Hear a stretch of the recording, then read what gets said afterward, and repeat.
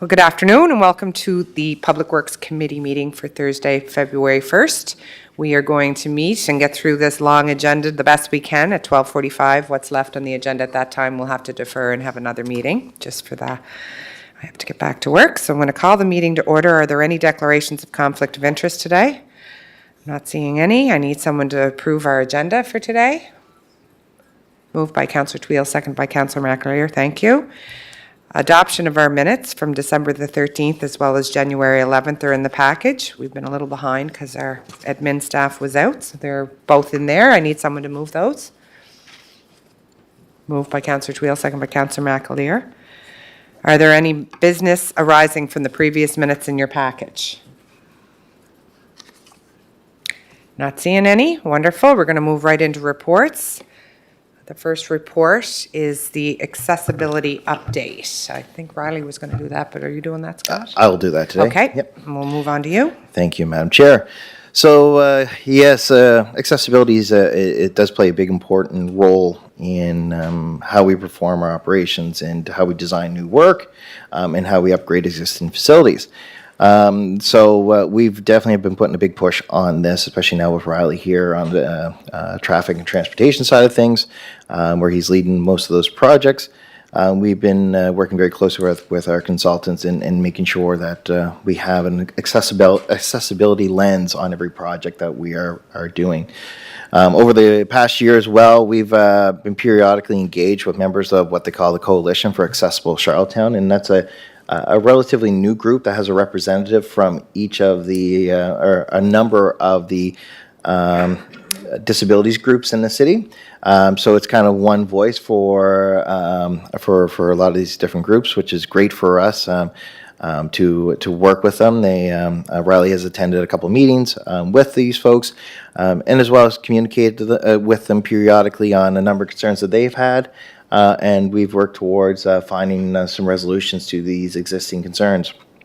And we appreciate their willingness to work with us and bring forward a lot of these concerns that they have.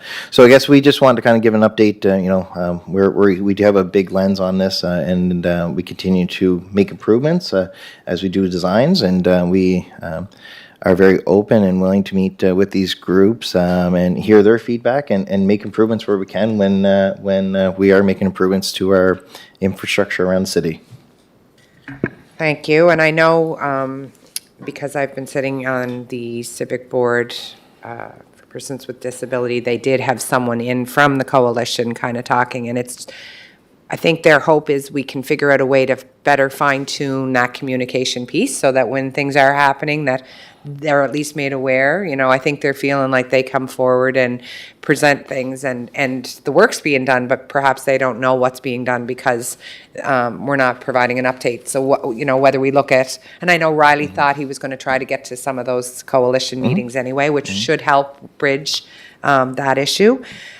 One thing that came up that I wanted to just bring up because we're talking about this would be of possibly looking at starting to form a vision. I think this could come back through our committee as far as policy or around a strategy on how, around a strategy on accessibility in the city. We don't have any real policy established, I don't think, do we, that you're aware of?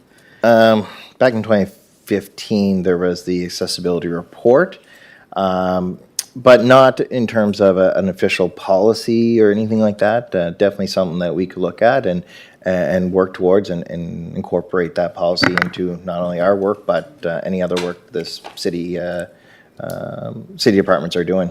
Well, I think that's important because I think as a council, I know we've made a commitment to ensure that we're looking through the accessibility lens with everything in our city. So if we could make a note and maybe start to look at what that could look like. I have a list of questions here that I could provide to you, Scott, that maybe you could look at to incorporate into something and it might like be something that. that we work very closely with our board that we have on creating that policy and getting their view and that lens on that and how we can tailor If that. you could provide something for me to bring back to them Absolutely. for a framework for them to start to work on, I think that would be, they would feel valued in the work that they're trying to do too, for sure.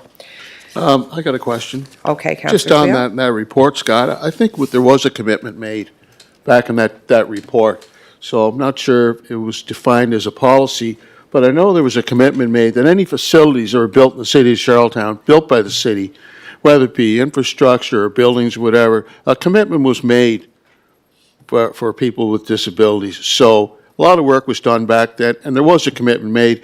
And in fact, I'd even go so far as to say, yeah, there was a policy. So I have to challenge you on that.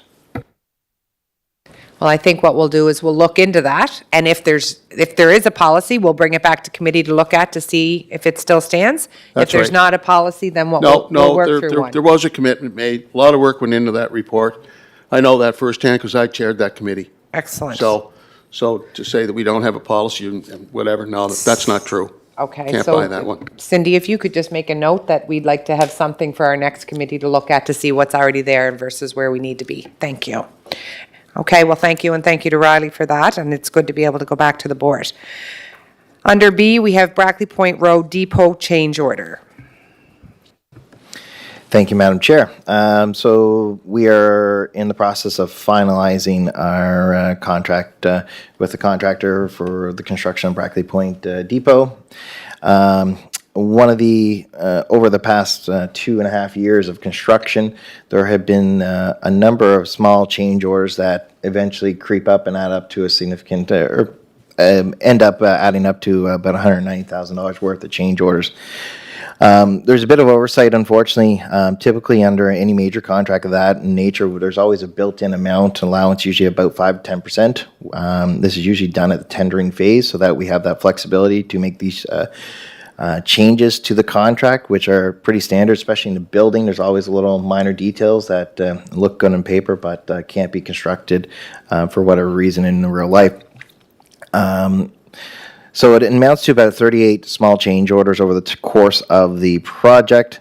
Some of them are just accessibility issues, whether it's relocating downspouts so that they're not draining water over sidewalks, constructing a new sidewalk, and then even a fire, the city fire department, we were required to, which was a new requirement after the tender was awarded, to have a solar power disconnect on the side of the building. In the event of a fire, they can disconnect the solar panels.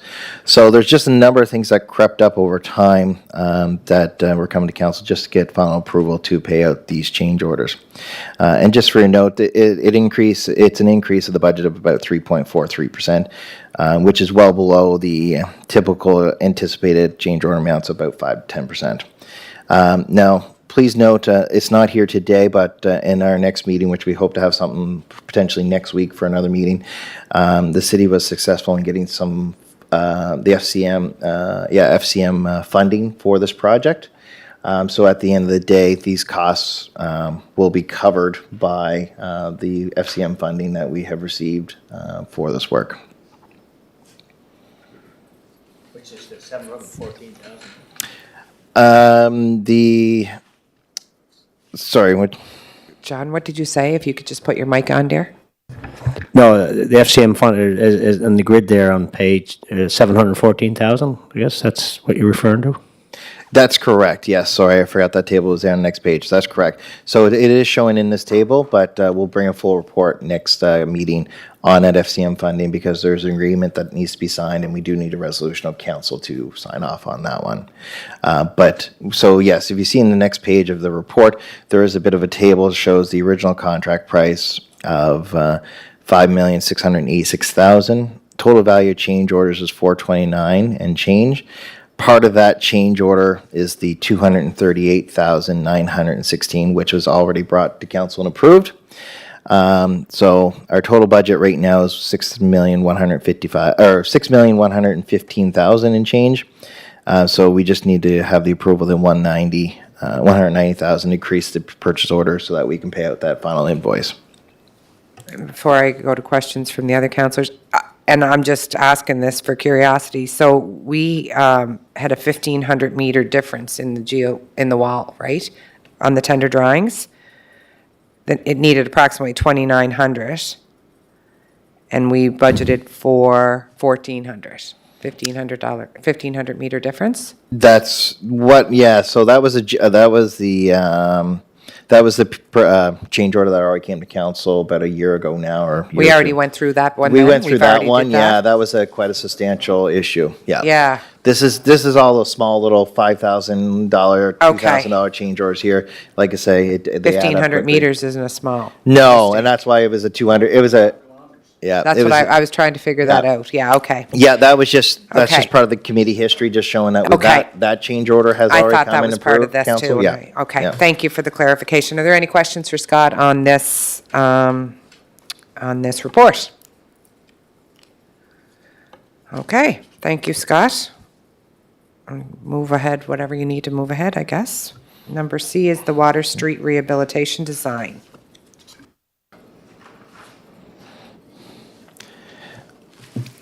Thank you, Madam Chair. So, as part of our upcoming capital budget, we're looking to redesign or reconstruct a portion of Water Street from Queen Street all the way back to the Armories, and it will include part of the Armories as well. We have a major storm line in this area of town that goes under the Armories property or parking lot right out to there's a major transmission storm line that takes everything out to the harbor. Late last year, there was a big sinkhole forming in the Armories parking lot. Come to find out, it is the collapsing of our storm line in this area. The storm line is, we don't know the age of it. It is very old, and it is not in great shape. So that is what has spearheaded this project. And we have moved it up in our priority list to get that replaced and repaired. So part of that, this will be a complete street rehabilitation with water and sewer included in the work as well. So this resolution that will be taken to council will be for the design work, to do design work associated with that work. And I know this kind of tied in, when we had the Eastern Gateway open house and there was talk with Downtown Charlottetown Inc. and with, they had talked a lot about redesigning that area of Water Street. Is this part of that as well, the design work that will be incorporated into this?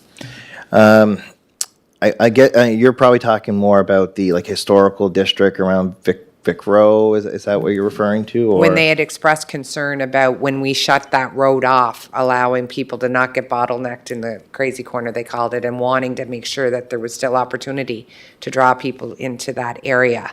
I'm just thinking, if you're going to do design work, not to forget that piece that was important to And definitely those something, working groups. really, we're not changing the layout of the road by any means. It'll still Okay. be two-directional traffic, there'll be still on-street parking. It's just upgrading the existing infrastructure in that area. Okay. Is an old part of the city, and it requires some much-needed attention. And Mr. Adams, this is also not part of the Eastern Gateway plan. This is part of another project. This is another- It's a separate project. yeah, Eastern totally. Gateway is a plan in itself that was developed back and Totally. adopted by council in 2012. I just thought if we were using money for design work on Water Street, and I know that there was talk that Water Street was going to be incorporated into some of that Eastern Gateway, that we didn't cut it off, and we made sure that we were following up with what we needed to do But and the for commitment we clarification, made. the Eastern Gateway starts from, it's called the Water Street Parkway, which is the extension of water. This is on water itself. This would be the western end of Water Street. Okay. Yeah. We had just had those conversations, though I just wanted to make sure Yeah, that thank we weren't forgetting that piece. Thank you. Is there any other questions on this tender that's going to come to council recommending WSP Canada? Councillor Scott, I Trio? want you to reiterate that deficiency that was found on the Armories. Can you walk us through that again? Certainly, Councillor. So there's a fair-sized stormwater line that falls under Water Street that takes pretty much a lot of water. I think if my memory serves me correctly, there's water that flows down Queen Street, gets captured at the Queen Street and Water Street intersection, and there's some storm lines that will pick up that water and take it down Water Street towards the Armories. And so that storm line from that intersection of Queen and Water Street all the way to the Armories is very old. And the challenge, what happened, like I say, probably a year and a half ago now, we got a call from the Armories. There was a sinkhole in their parking lot, and we do have an easement with the Armories that storm line goes under their parking lot, and the sinkhole was as a result of our pipe failing. It collapsed in a section of it. It's an old, I think some of it's terracotta. It's an old storm line. And we put some cameras down in a few areas, and it is severely deteriorated. And so we're worried that we're going to get more sinkholes along the stretch of Water Street. And so that's why the priority is to repair that now before we have any further issues. Okay, follow up. I see Mr. McEwen's here, manager of water and sewer. Was this part of the combination of the sanitary sewer and stormwater, Richard?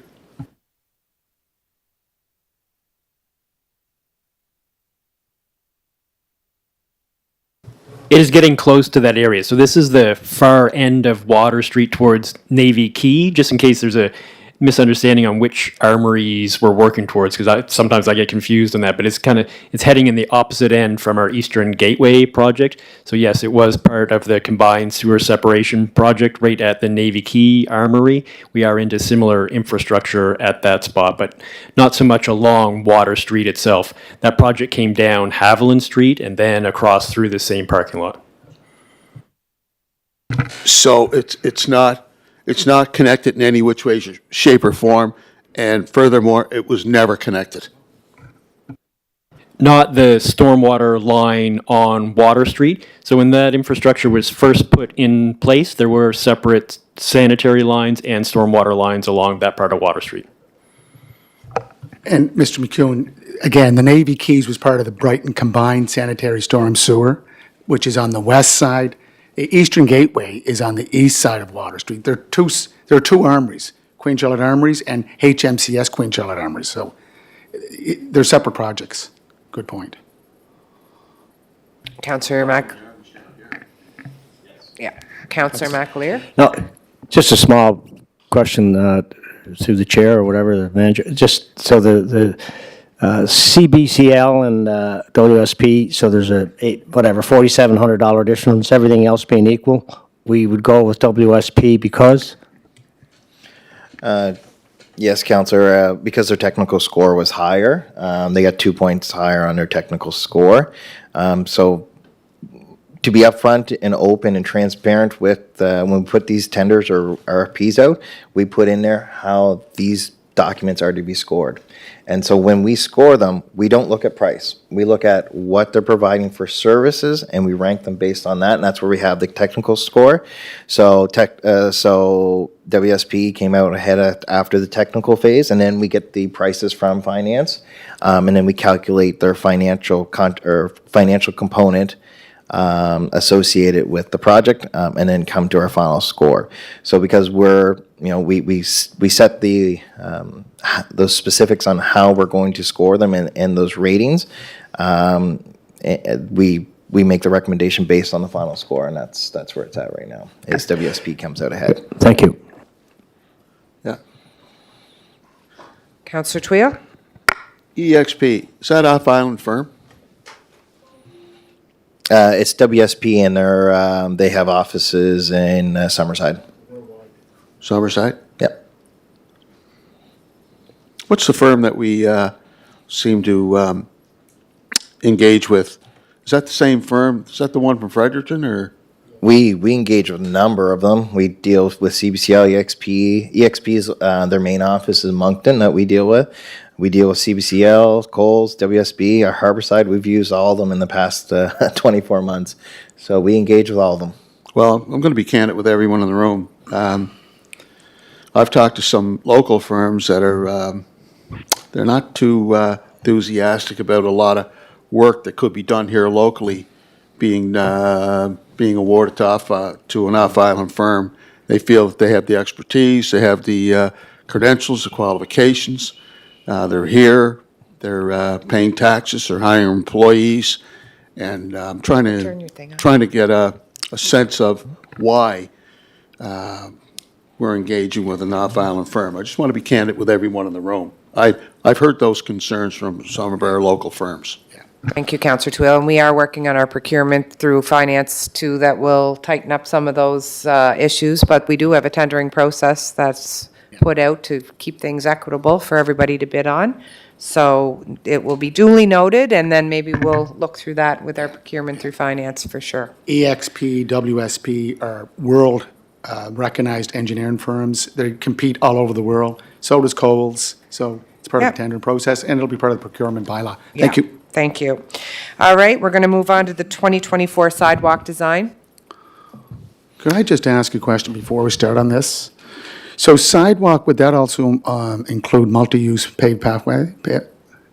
Multi-use paved pathways? It could. So the RFP that we issued was for sidewalks only this year, just because our 5-year sidewalk plan is, for this year, is only sidewalks. So everything's concrete, but totally, we would typically include both of them if they're Yeah. being, if they're a part of that 5-year plan. And this is for the engineering, and I did send an email to the chair because she asked me about one particular WMU, multi-use paved pathway, MUPP, or active transportation pathway, that green space on the corner of Brighton and Terry Fox Drive. I know that it's a parks Third party. issue, but again, the chair has spoken a lot about working outside the silos. So there's a couple of projects, hopefully that we can look at, this being one, but also we have a major issue out on Malpeck Road with that proposed development for Hidden Valley. The residents out there have been asking for 3-4 elections that I've knocked on doors about a MUPP on that road, whether it's the east side or west side. And the other is that you've been into Brown's Court with families that are picking up their children from buses with no pathways or no sidewalks. I just want to make sure that we keep those in mind, because one of these days, someone's going to be seriously hurt, especially on Malpeck Road or even going into Mount Brown's Court. So again, it's working outside the silos that, we continually promote here. And I hope you keep that in mind with this contract, because I did send an email to the chair. And with that green space, I think we have to do a team meeting, because there's water and sewer, there's fiber optic, and there's also Public Works, because there's a crossing on Brighton Road from Ambrose into that green space. So just keep that in mind. Thank you, sir. Thank you, Your Worship. And the last meeting, we talked about your request for the engineers to assess out by UPEI into that pathway. So they'll look at that and move ahead. But I think what they're saying is that for this year, they have their projected projects that were already approved, so they want to get the design work, and that's what this piece is about. Yeah, then and we you can guys add to that follow too. up. We've added in the past. Thank you. Yeah. I have a question. On the Hidden Valley proposal, we're talking Malpeck Road. So Malpeck Road is owned by the province, Prince Edward Island. So in terms of constructing a pathway, whether it's on the east side or west side, or both for that matter, that'd be a responsibility of the provincial government, because out in East Royalty on St. Peter's Road, it was the province that installed the pathway, the active transportation pathway on the north side there where Mel's is. So if they did that there, why wouldn't they take on that responsibility of paying for and constructing the pathway for the new proposed widening of that road?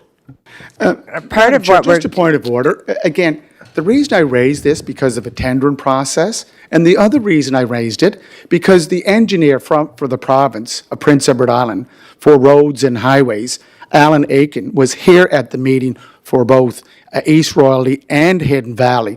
And he made it very clear, sidewalks, MUPPs are the responsibility of the municipalities through shared programs, through their ATP program and so forth. That is what happened out in East Royalty, because I was on council, like the council that just spoke, when these were built. It was a shared cost. So let's focus on the safety and security of residents that live out in this area. And I think the engineer has a very good idea, along with work with our Parks and Recreation staff, of which the councillor that just spoke chairs that committee.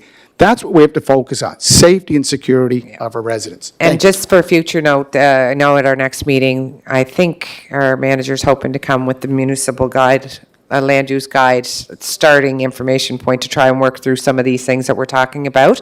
So we're going to stick to our agenda on this stuff today. Can I, just to follow up? So again, I'll ask the question.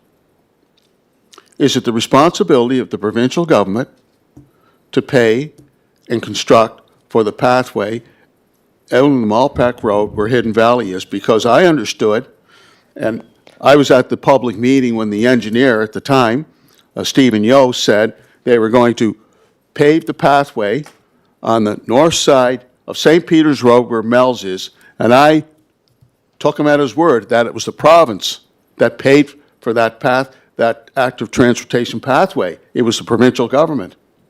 I think we'll get clarification on Well, that I'd like because, to get it right now, if you don't mind. No. well, I do mind, actually, because we're road. not talking about this right now. It's not And on the Madam Chair, agenda. they built 3 roundabouts. They Thank had you. to get connections to those roundabouts. Scott, can you get clarification on the provincially owned roads and maybe get it in writing, because it was very clearly stated that it would be the responsibility for the city to do that in partnership with funding from the province, is what I understood. But if you could get that, and we'll bring it back And before Madam we, Chair- And Madam Chair, Zach Bell, the MLA from the area, I spoke to him the other night. He has gone to the Minister of Transportation, Infrastructure and Energy to ask that there be a 50% funding. He's going to be asking, but we have to put something on the table. Let's work with our other levels of government instead of fighting with them. That's what I'm getting at. Thank you, Madam Chair. Fighting with okay, you, Mr. thank Mayor. you. All right, we're going to move on. No, I'm just looking for clarification. I'm And not we're going to fighting get with that them. for you, Councillor Twill, for sure. So Scott, did- can you make sure that you do that, please? So did Mr. Yo misinform us at that public meeting? You know what? He didn't I'm say not, anything I about- can't speak for He didn't say Mr. anything about Yo. cost shared. Well, that was what was clearly indicated to us the other evening when we had this discussion at planning. We're not going to talk about it anymore today, and we're going to get the information from Scott, very clearly outline, Scott, how this would work. Because we gonna know see that Mr. that's a priority in that area when we're looking to approve multiple more units in a high-traffic area. Thank And you. I'll be seeing the chief engineer at the Curling event today. And we'll go the I'll bring right, that yeah. up to him. You guys Councillor can have a Twill's concerned. conversation, and Thank then you. Scott will follow up the right way through operations, because that's how it's going to go. Thank you, everybody. Okay. Moving on to do you have any questions for Councillor McAleer? God love you. Okay. And just Development, Just one thing go on ahead. that one with the sidewalks. We're recommending towards CBCL. They had the high score for this work, so. Absolutely. That's a different one. We don't move anything here. We've learned because we've had great admin assistant come in and remind us what our role is as a committee. Thank you. And thank you, Cindy, for all your work on these great packages today. Development charges, background study, letter E. Thank you. So this is a new concept to Charlottetown, but not new in most municipalities around North America. What we're looking at doing is hiring a consultant to help us develop what we call development charges. And the theory or the thought behind this is new development should pay for growth of the city. And what I mean by that is what we're finding with challenges amongst the departments is, budgets are tight. We have a lot of aging infrastructure that needs major upgrades, today. But then as the city expands, as the city grows out, there are bottlenecks in our infrastructures in these areas of the town that need also attention rather soon to be able to accommodate that expansion. And whether that is water sewer needs to upgrade their infrastructure, Public Works needs to upgrade our road network, our signals, anything of that nature. These charges would go into a bank and be available so that when each department has a project that needs to be upgraded as a result of this new development in an area of the city, then this is where the money is drawn from. It's not from borrowing from the bank or using our existing tax base. It is drawing from this account that was created by this growth in the city. So essentially how most municipalities work, they have a fee schedule that will come from this study. And the fee schedule will be broken out into an amount for, it depends what type of building you're building. So say I'm coming in and building a single family residential unit, it would be a flat rate We don't know what that rate is. That will be determined through the study. But that flat rate, a portion of that would be as a result of expanding water and sewer, as a result of expanding public works needs, as a result of expanding parks or rec, because we need more parks and rec facilities as the city grows. So that fee would then be paid at the time of the building permit.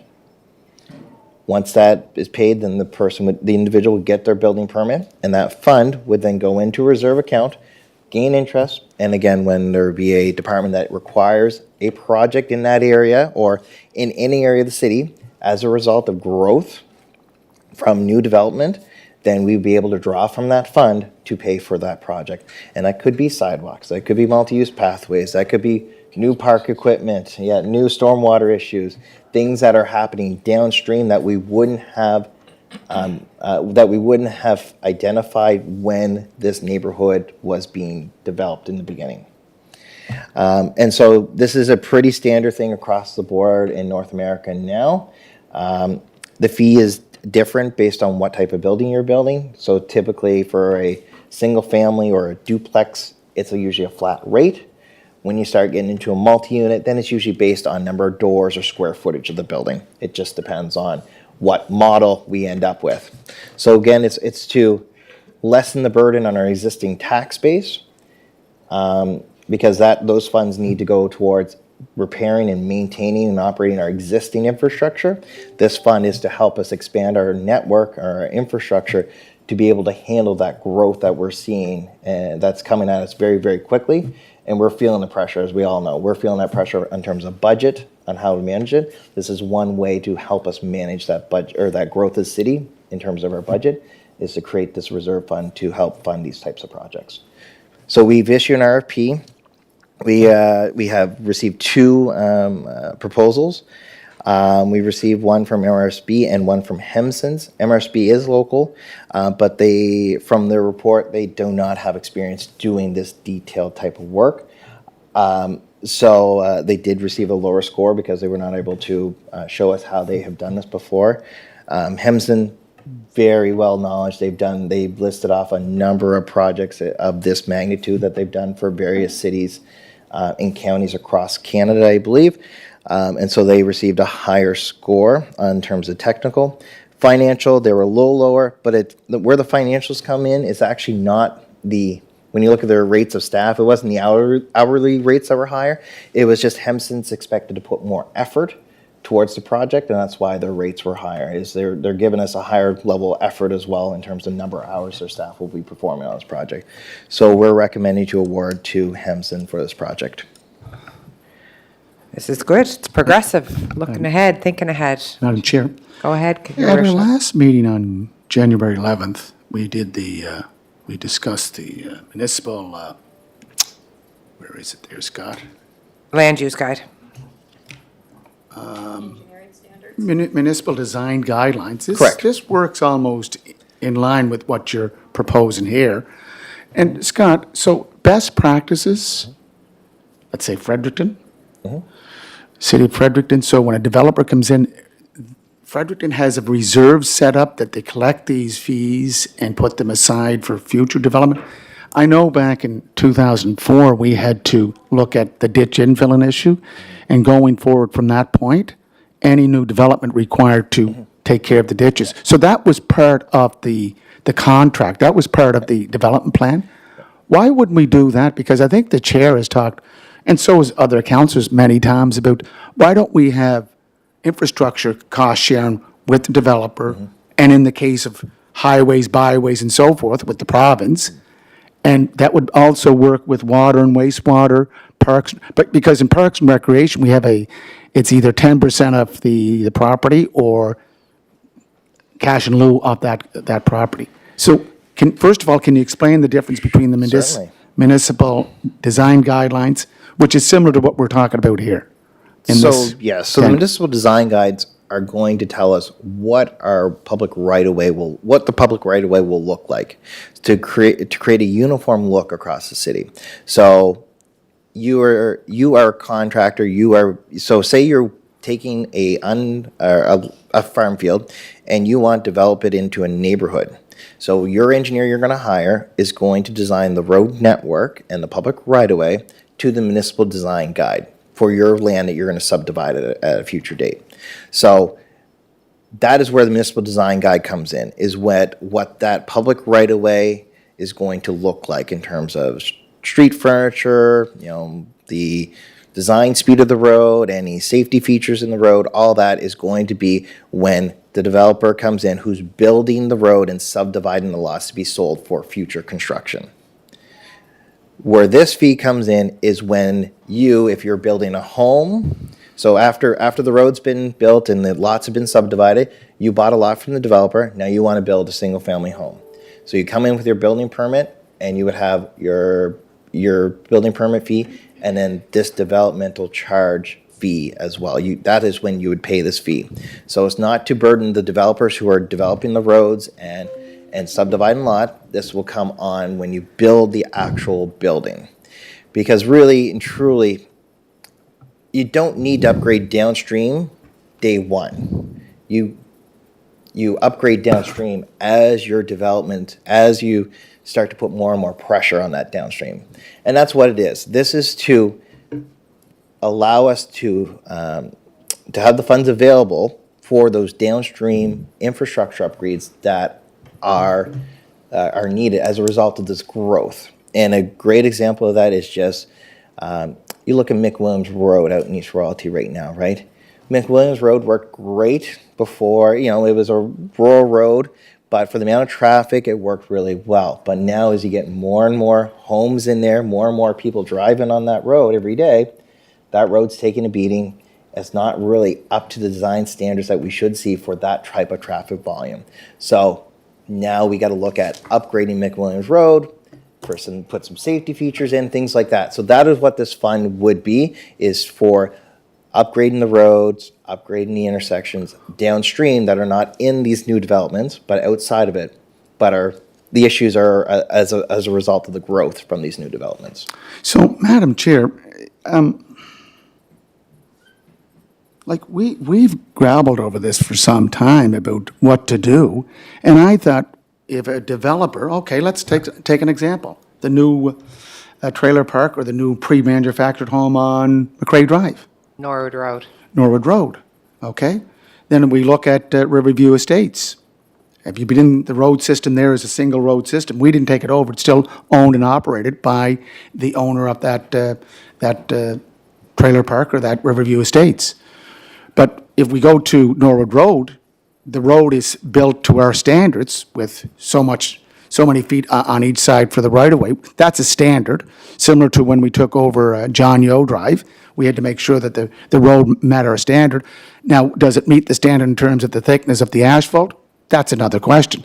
But I think the objective of the municipal design standards or the design review was to, make sure that developers know that they're responsible for being part of the development of that property. Like, I found out that on Norwood Road, when the lights, who puts up the lights in those developments right now? Is it the city or is it the developer? If there's buried utilities in the development, then it's the developer installs lights and then But if it's above hands them ground, over. If it's on wooden poles, it's us. then it is, we don't own them, we just rent them. So Right. it's on Maritime Electric to actually install them. Just typically, it's either the developer tells Maritime Electric that they're done, or we'll tell Maritime Electric that they're ready for the lights. And then Maritime Electric puts in their Well- schedule. And they're way behind. I don't know if what we're going to do with, the have to more call in development NV that keeps Power. coming, and we've had this conversation numerous times.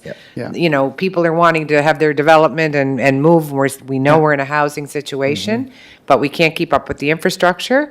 And I just heard now McWilliams Road's not even up to snuff and needs upgrades. That was just an It example. is an example, but it's an taken a- important it's example taken a when we're beating, looking yeah. at Yeah. approving development and, as a city, there's where we need to have a better collaborative view on where we're at and what we need. I mean, it's not fair for new development to have no streetlights in their community. It's No, not I know. safe. No. It doesn't make sense to approve 100 more units of an apartment building when a road, we know, why would we not upgrade and get caught up a little bit before we keep approving and approving and approving? But Madam Chair, McWilliams Road, East Royalty Road, McCrae Drive, Norwood Road, those roads weren't designed for the development that's going on. We missed the boat. Correct. If this municipal design review or procedure was in place, there would be a cost that the developer would have incurred or assumed. No, that's not the goal. So the With- municipal with the design is municipal only design? for the new roads that they're building. We're always going to be responsible for any existing road. You know, there might be some negotiations that has to take place, but typically in the past, the new roads that are being built, developers responsible for all the infrastructure. Any existing roads, other than in the immediate area of an intersection, we'll say, it's typically up to the city to upgrade. And it's always been, we borrow the money or we take it out of our tax dollars. This is a way for us to create that bank, so now that new growth is not impacting our existing No. borrowing. What I'm saying, let's go back when we developed the East Royalty Development Plan. This should have been part of it, that any development, there would be charges incurred by the developer. We missed the boat. I just find with this issue, what we're looking at, we're double charging. We're going to charge the developer, and then someone buys a lot, we're going to put a charge on that person for future development. I think when you pay your taxes, your property taxes, you're paying for future development. If I'm a developer, I'm developing land to sell and get those lots sold with houses, apartment buildings built on. That's where we should be catching the development charges, not at the other end of the user or the home buyer that wants to build a new home, which think I there think could be a is- disincentive, small as it might be, for building new homes in the city of Charlottetown. Go elsewhere. Well, I think that there is still what you're talking about, but this is more, what we're talking about now is how do we keep up with the services that we are providing and stuff. That we have to try and be creative if, you know, this is for new purchases, new builds. I don't think, Yeah. it's based only on the for new services builds. they're getting, people are complaining if they're not getting service, and in order to get service, you need to have money in order to maintain service. So it's catch-22 a little bit, but. And this is not a new or not a new tool in the toolbox for municipalities to create these funds for this infrastructure, for these infrastructure upgrades.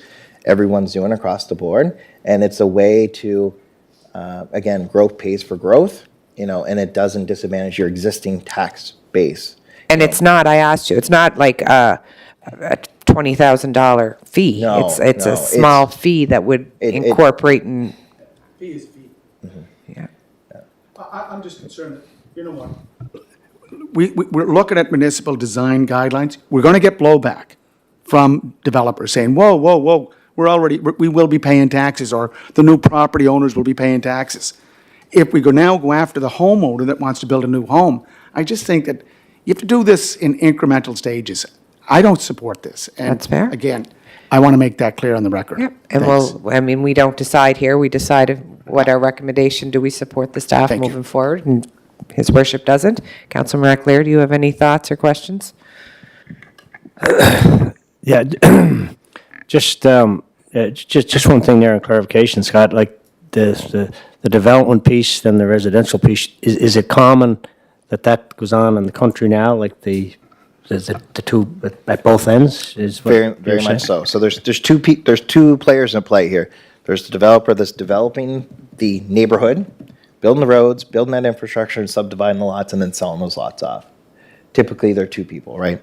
So there's that group. So they're going to have to build the roads to what our standard is, and there's not going to be significant changes from what we currently expect of them. What we're trying, and that's with regards to the municipal design guidelines, not significant changes that we're looking for. It's standardizing them and putting them in one document so that it's black and white for everyone that wants to build in the city of Charlottetown or build a neighborhood in the city of Charlottetown. They know coming when they show up the door what they're expected to build in their neighborhood. So that's what the municipal design guide is. This fee does not impact the individual who is developing the neighborhood. It is the individual who is buying the lot and building on it. It only gets charged to an individual when they come for a building permit for a new build. It would not be a renovation project to someone's home or things like that. It's a new build because, again, new growth, and it's expanding our borders and expanding where people live. That is what's causing shifting the issues and causing our bottlenecks in our systems, whether it's water and sewer issues, public works issue, parks and recs issues. So that's where that fee would come in, is at time of building permit. So likely, anyone buying a home wouldn't even notice this. This is going to go on a home mortgage. If it's $3,000 or $4,000, it's pennies every day that they're going to be paying extra on the mortgage. No one really and truly will likely notice it at the end of the day. Okay, Okay. right here. Councillor Twill, go ahead. So Scott, we talked about McWilliams Road and what needs to be done to update it because of the amount of traffic that's on that road. That was a major issue that came up at our public meeting with the proposed multi-use or development of those residential developments. There were 6 apartment buildings. There was a resident lived in that street, I think, for 19 years. And he sent an email into the planning board. I was copied on it because I had asked him for his recommendations at the public meeting. So I think that's consistent to what you're talking about, because he certainly knows all about that road and the amount of traffic. But what I wanted to ask you was, in terms of contractors constructing new subdivisions, and what the prerequisites are, whether it be above ground or below ground. And we do have policies and procedures in place to make sure that, whether it be the roads and whether it's the burying of the wires, infrastructure below ground, whether or not there's going to be culverts or no culverts. But we do have that those guidelines here, our policies and procedures, already in place here now, do we not? That contractors have to comply with? We do and we don't. So, from a public works standpoint, and Richard can speak to the water and sewer, ours aren't very detailed. We say we require 66-foot public right-of-way, you have to have so much width of asphalt, and you have to have curb and gutter. And that's pretty much the basics of it. We don't get into the details on, designing what you design your storm system to the 1/100 plus 10% storm. There's a lot more detail that we have to verbally communicate every time with the design engineers, what we expect of them.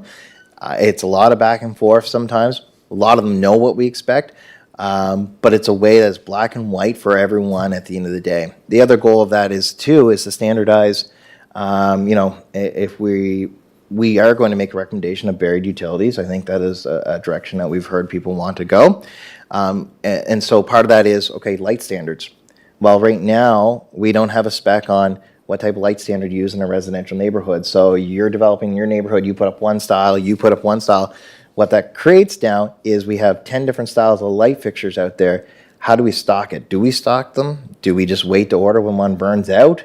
And now if I buy one, it's a heck of a lot more expensive to buy one light that's burned out versus I'm going to do a bulk order at the beginning of the year to buy 30, save a lot of money, and over the year we'll use them up. So there's a number of reasons to have this municipal design guide because, again, it standardizes not only for developers, but our own needs as well. So as we go to redevelop a road, whether it's University Avenue, Eastern Gateway, we are defining those small details that we don't have written elsewhere. We know what we'd like to go to or what direction we want to work in, but it's put in black and white so it's standardized across the board for everyone. It saves a lot of headaches, saves a lot of time and resources that we have to put with meeting with developers and engineering firms on massaging their neighborhoods, and it's going to save us a lot of money at the end of the day too. And it's a quick check at the end to say, did they do it the way that the standardized statement says it's supposed to be done? Then you're checking off and signing off. Just to follow up, so Yeah. Scott, in terms of national standards, when a subdivision's constructed, so it has to meet the national standards, as I understand it, into a subdivision. So is that right across the country, or is there different standards and different process and different procedures for different municipalities across the country? Can you answer that? It's a really good question. So in terms of how the road is designed, in terms of curvatures in the road, widths of the road, things like that, yes, there's national guidelines that we will closely follow for that, following Transportation Association of Canada's guidelines that they produce. And that's across the board, across Canada. Municipalities follow those very closely. Some of the details, though, that they don't really talk about is what type of, well, I'll just throw this out there for traffic calming measures. Traffic calming measures that work really well for us might not work for other municipalities, whether it's the type of snowplow equipment you use, the type of maintenance equipment we have. So it's defining those small details. Okay, when a developer comes in and says, we say, here's your main street through the neighborhood, you gotta have traffic calming measures in it. And here's the traffic calming measures, the list of them that we will allow you to build in to the infrastructure, and why and how and when. So there's definitely some high level standards, but it's when you get down into the weeds, into the details, the things that really make the difference on how your road's designed, and how the traffic's going to flow into that. That's a local decision, and that's why we want to standardize that so that everyone's aware of what's expected of them when they go to design a road. Same thing with street lighting. So there's design guidelines, recommendations on the number of lumens and how lit up the road is and the spacing between the lights, but they don't say you have to use this type of light fixture. There's hundreds of different light fixtures you can use. So that's a local decision. We have our lantern style that we love downtown, so we're going to standardize that and say, here's the type of light fixture, the standard, lumens and all that good stuff. And same with the neighborhood lights. We're going to standardize what they're going to look like and what fixture we're going to use so that, again, it's standard across the board. We can stock these parts. It doesn't take up a crazy amount of stock room. We don't have to stock 20 different types of lights, and saves us costs in the future as well. And I think this is going to be under your municipal land use guide discussion as it comes. So right now, we're still going back to what we were talking about. We're not going to talk Right. about Yeah, municipal land what use he's guide talking about today. is the municipal design. Yeah, so that's later on, and Yeah. that'll be coming That has back to to come us for back. further discussion, for sure. But Madam So- Chair, I do like his comments about standardization of lighting in the city. Everything, Which yeah. I think all of us heard that we got a mismatch. Yeah. It's not standard across the country, but it's community He's trying to decision. go back and make up Yes. things, and he's doing a good Good job. of point that. there, Scott. What I didn't do Thanks, a very Chief good job Engineer. at, as you guys keep talking over me, is going back to move things onto council. So I have to go back to find out, because I know you were against one thing, to get consensus. So for the accessibility update, that was more of a report, and I don't think that's going on to council for anything at this time. It would just be included in the minutes. Yeah, I will report back to our civic board with that information. The Brackley Point Road Depot change order, I need someone to move that on to council with a resolution. It's moved, seconded. Everybody in favor of that one? So that's a 3-0, Cindy. The Water Street Rehabilitation Design, can I have someone move that one on? Moved and seconded. Everybody's in favor. The sidewalk design, good. Everybody's good. For the design work for this year, for the projects that are on the list for Keep right those now. other projects in mind there, Scott. No. No. The sidewalks that are on, they're identified in the 5-year plan, but they're the concrete sidewalks that are going to be done this year. So that's Clarification could include MUPPs too, right? not this year. No, they're all concrete sidewalks, he said, this year. Is that what it So, is, Scott? so the list that's created that has been put forward to council is only concrete. Right. We can, obviously, we always have, if we need to add a new project at the. Come back at a later approval of date to look at council, that. If that gets, if council says, Here, if that's the here. wish of the Here, council, here. we want to add Thank another you, Scott. project. Thank you. Then we will look to add that work, whether it's another tender or add it as a change order this. I'll move that. It's the ones for this year. Clarification? Yes, So Councillor just Twill. as the manager said, I'll take him at his word, we can add other projects. Right, Scott? Council can. Well, of course we vote, can. As resolution to add That's projects. right. So it's not a new phenomenon. We're not covering new territory here, or carving out new territory. It's always been the process and the procedures. You can always amend, you can subtract, you can add, delete, whatever the case may be. Yep. Right? We said that the sidewalk plan that we adopted was a working document that could be amended if we felt, like so Towers we- Road, that was on year 5, that was completed. correct. Was bumped up, Because so. of the urgency. So Yep. there's always. But we're going to always- let the people, Counselor Twill, too, we've already had this discussion, and there will be more discussion. The design work will be done for Allen Street, but the people that determine, based on the criteria that we've adopted, are the engineers. So that's where we're going to take our direction from. We're not talking about any more sidewalks. I would like to know who's good with this going on to council. So was University Avenue added? Cancel. Was it? No. No, University Here's Avenue is one. not on that list, no. University Avenue up by across from the UPEI, was that added? No, that's not, Browns Court, no, that's not part of the Okay, current plan, okay. nope. Are you okay with moving this on to council? Yeah. You can look at it whenever you see the report, and With the- then you can vote Yeah, differently. With the at council. resolution on the floor again, the There's reason no I brought up resolution. those three areas are areas of safety and security for the residents of Charlottetown. Thank Scott, you. can you bring back sometime just for us to be reminded your criteria for your 5-year master plan sidewalk, just so everybody can be rehearsed and refreshed in We can that? definitely bring that report back. Okay, thank you. All right, sidewalk design is on. Development changes, background study, what we just talked. His worship has I'm not indicated moving he's it. not in support of this. Are you okay moving it? Are you okay? Okay, So resolution's on the floor, I just want to There's make... no resolution. Well, I It's wanna a make clear recommendation. that the reason I'm not supporting it, because I see it as a double charge. Let's stick with You the can municipal speak to that design at council. guidelines and make sure that we work with our developers, provincial government, Thank you. federal government. Thank you very Perfect. much. Yeah, thank you. Clarification, since I'm supporting it. Scott, is that correct, what he just said? Is there a double charge here, or is that a misconception? I guess, how you look at it, I don't think it's a double charge, because, again, it's development, growth of the city, or development and growth of new neighborhoods is paying for, they're causing some issues downstream on our infrastructure, and so the best way to recoup it without having to borrow more money or look at our tax base is to create a fund that will help pay for these upgrades. So it's not a double charge? It would be an individual charge for a property owner coming in to build a new home, Counselor Tweel. But the developer program is separate from what this, right. And what he's trying to do is prevent other ways of One more time, maintaining it's not a service. double charge. I would say it's not a You double can charge. Look at it that Ask way. I the don't look at it manager. that way. I want to know from the manager. It's Okay. not a double charge. What do you think? Turn your mic off. I don't see it as a double charge. It's a one-time charge for someone that's building a home, whether it's a contractor, developer, or I'm building a home for myself.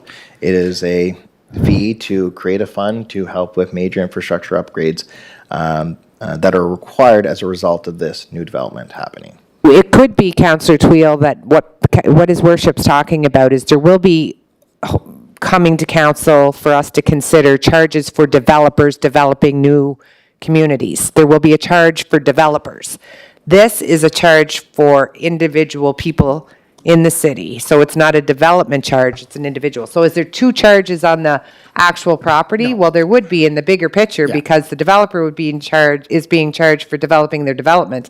But this is a charge for if you go to buy a new house Or build a new house. or build a new house, there would be a charge assigned to the individual going to buy a new house. Thank or you very build a much, house. Chair. That Okay, was good explanation, Chair. Folks, Just a folks, look, clarification, I'm it's voting only- on this, okay? Yeah. I'm voting, and I'm going to be voting at council. Yeah. The mayor doesn't have a vote unless it's a tie. Yeah. Right? I've So- exercised that before. Yeah, that's Yeah. right, yeah. But the point I'm trying to make is, he made a statement, said it was a double charge, right? The manager's saying it's not a double charge. So I just want to know, clear, concise, and decisive. It's not a double charge, because I'm going to be voting at council, right? I'm supporting it here.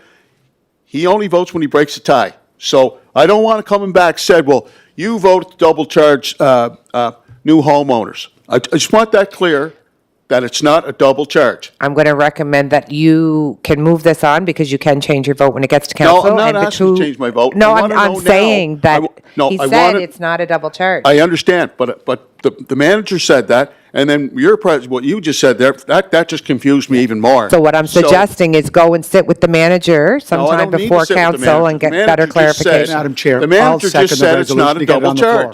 charge. I'll second it, to get it on the floor. Let's move on. The manager has clearly stated 4 times this is not a double charge in his Okay, opinion. good. But in your view and my view, how you explained it, I liked your explanation. That's how I see it. Thank you. So, This is totally ridiculous. Just totally Scott, can you ridiculous. try and find a way to put this in grade 3 language, as Councillor Deputy Mayor Yankoff likes to use, for all of us to make sure that we're really clear and it's not gray. For sure. What I'll Before try it to do is comes I'll to try to council. I'll Okay. try to put out an email to all the council. Yeah. Just to kind of, I think the confusion is, we use the general term developer. And Correct. there's kind of two parties involved here. Yeah, And I just think to that's, kind of put that's a what little we gotta try visual. to distinguish or figure out. Yeah. So I'll try to use. Because some- I could be yeah, wrong too, so I want to make sure, sure, as does yeah. Councillor Twill, that we're Yeah. voting on the right for sure. information. So I'll work on an email over the next Yeah. few days, send to all the council to try to. That would be very just clearly helpful. explain the anticipated process that this would go through. Yeah, Thank thank you, you. Scott. Thank you. Okay, is that good for you? You happy with that? Perfect. Okay, so are we good to move this on to council? You say no, so it's 2-1, good to recommend to council. As long as it's not a double charge. No, and he's going to have that for you before we get Good, to council good. floor, so that you'll have that information. Okay, so now I'm caught up to speed, and we're moving on to emergency service fleet repairs, please, Scott. So, thank you. So we're Public Works, but we help other departments with their fleet needs at the moment. One of them is police. So they had a automotive shop that is now closing up shop that did all their services for a number of years. So we issue an RFP to find a new service provider for fleet, or for the emergency services fleet. And this one is very, very important because part of their criteria is they had to put in emergency, because these vehicles need to be on the road. So their willingness to shift their schedule, they had to put in writing their willingness to shift their schedule to fit in a police vehicle at any given time to repair it. So our team, Steve Mafadgen and Joey both reviewed this and scored this this RP, and it came out that Dave's Auto Electric is the recommended service provider, and that's our recommendation. Thank you. So are we good to move this recommendation on to council for a resolution? Seconded. 2, thank you. And thank you for your work, Joey and Stephen. G, 5500 series cab crew Thank you, truck. Chair. So this is what we call a one-ton truck. It's a truck chassis. There's no box on it. That comes separately. So Water and Sewer put out a tender earlier this year for the same type of truck chassis that we are looking for. And we have already leveraged their tender once this year. There is a resolution passed at council for the purchase of one of these truck chassis earlier this year. Part of that order that was coming into the dealer, Summerside Chrysler, there was another individual in the community who had also purchased or had intended to purchase one of these trucks. At the 11th hour, their funding fell through. So Summerside Chrysler has a spare chassis that will be for sale, but they did give us the opportunity, the first dibs on if we want to purchase it. They would hold the pricing that they gave from the previous purchase order for that truck chassis. So that's why it's here today. We do have a request in for 3 of these for next year, but we've said if this is on this, I think it's being delivered in the next couple of weeks. Instead of having to wait 6 to 8 months from when we issue our next RFP or our next RFQ, and issue that PO, we could have a truck within a few weeks and get it geared up and ready to go for the spring, which would be a huge asset. As some, especially these 1-tons, they take a lot of beating throughout the year, and our older ones are showing their age, and we're trying to replace them as quickly as we can. And so we're just seeking permission from committee and council to just reallocate funds from our existing budget this year to purchase this truck, and then we'll take that truck purchase out of next year's, and we'll only ask for 2 for the next year's budget. Yep, it's in the capital budget. Anyone have any issue moving this forward? We're good? Councillor McLeary, you're good? Okay, Cindy, that'll be two, nothing. The mayor's not here. And we're on to H. The Hillsborough Hall elevators back in front of us. Thank you, Chair. So we went back out to tender, made some changes to our initial scope of work, and it was primarily to do with timing of the project, schedules, things like that. That was really what was a bit of concern that we heard from some of the contractors out there on how to make it all work within the schedule that we had wanted the work to be completed. So we made some changes to it, and this time around we got 3 bids versus 1, which we were happy to see. Still slightly higher than we had originally anticipated, but again, when you look at the price, especially between number 1 and number 2, they're pretty close. So we know it is a pretty fair market value price for this work. So we're putting this in the budget for next year, or sorry, we have funds this year already allocated for this project. So the additional funds for this project we'll be asking for in next year's budget. We'll add to ask them. So we're just making a recommendation to council to approve this project to begin it this year, and then add the remaining funds that we need for the PO in next year's capital budget. Thank you, Scott. And, I'll get to you in a second, Councillor Twill. So I had a question just around, so with the reduced amount of work required, because that's quite a jump, 1.3 million to 687,000, is it within what's needed? You know? So really, the footprint of what we're doing hasn't changed. It Okay. really came down to schedule and when we want them to complete the work, the time frame around it, and it was late season. So because we're allowing it to start in late winter this spring, some contractors have capacity to add more work right now. We tendered this in the fall, and there's again very few contractors that had capacity, and we found that out with the pricing that we saw in only 1 bid. Well, So I think that's kudos part to of it, you too. for pulling that original bid and taking a chance to wait and go back out to tender with a few changes in the scope in order to make, that's quite a difference in It money is, for an and we elevator. knew it would come down. Again, that's this is what we do for a living. We talk to the industry. We learn what's going on. We hear from them. We have a very close relationship with the industries, both from anyone that's building buildings to road builders. And so we're very open, and we try to adjust tenders as we can to to allow for their schedules as well. And meet the accessibility lens. Good for you. Councillor Twill, you had a question? You're good? Okay. He's going to move this on to council. Councillor McAleer, you're good to move this to council? There'll be a few happy people, I think, when it gets there. So it's moved to nothing. So that's our open session, which is, you guys are doing a great job. Motion to move into a closed session as per the Municipal Government Act, PEI, Section 119, subsection 1, subsection E, a matter still under consideration on which the council has not yet publicly announced a decision, and about which decision in public would likely prejudice a municipality's ability to carry out negotiations. And this is negotiations for a lease agreement that they want to talk about. So I need someone to move us to go to closed. Councillor McAleer, Councillor Twill, thank you.